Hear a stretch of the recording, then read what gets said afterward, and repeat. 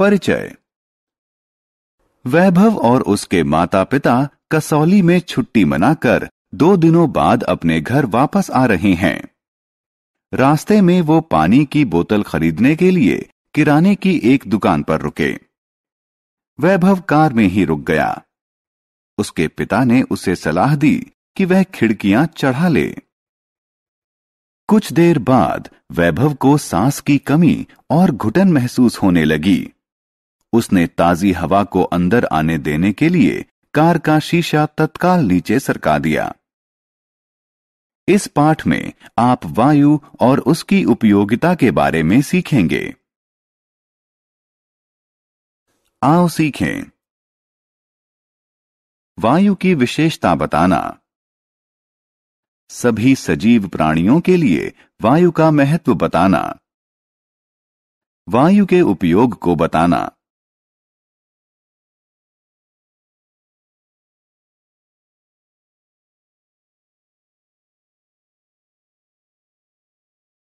वायु की विशेषताएं। वायु हमारे चारों तरफ है। सभी सजीव प्राणी वायु को सांस के रूप में अंदर लेते हैं और बाहर छोड़ते हैं, लेकिन हम इसे देख नहीं सकते। हम इसे सिर्फ महसूस कर सकते हैं। वायु में कोई रंग, स्वाद या गंध नहीं होती।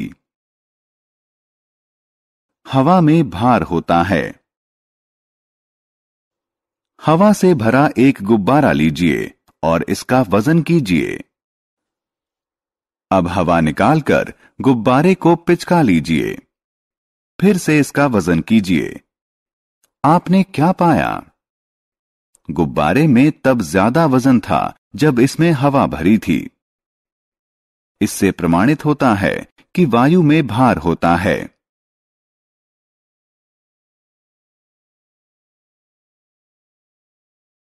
वायु स्थान घेरती है। एक गुब्बारा लीजिए और इसमें हवा भरिए। गुब्बारे का आकार बढ़ जाता है। अब गुब्बारे में एक पिन चुमा दीजिए। आप क्या देखते हैं? गुब्बारे के अंदर की हवा छेद से बाहर निकलती है। गुब्बारा चपटा हो जाता है। इससे प्रमाणित होता है कि वायु स्थान घेरती है।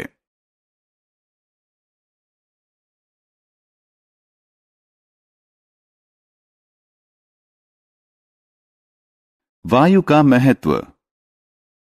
वायु मनुष्यों को ऑक्सीजन प्रदान करती है, जो जीवन को आधार देती है। पादप अपना भोजन बनाने के लिए वायु से कार्बन डाइऑक्साइड लेते हैं। जंतु के अस्तित्व के लिए ऑक्सीजन जरूरी है।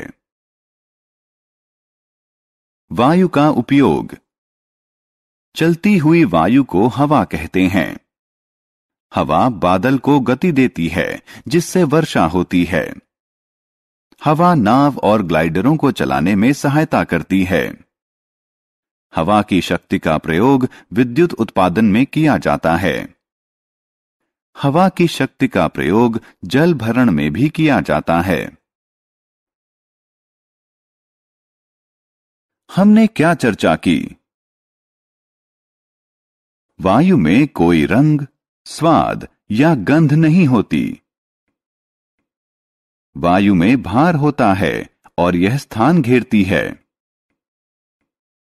वायु सभी प्राणियों के अस्तित्व के लिए जरूरी है। गतिशील वायु को हवा कहते हैं।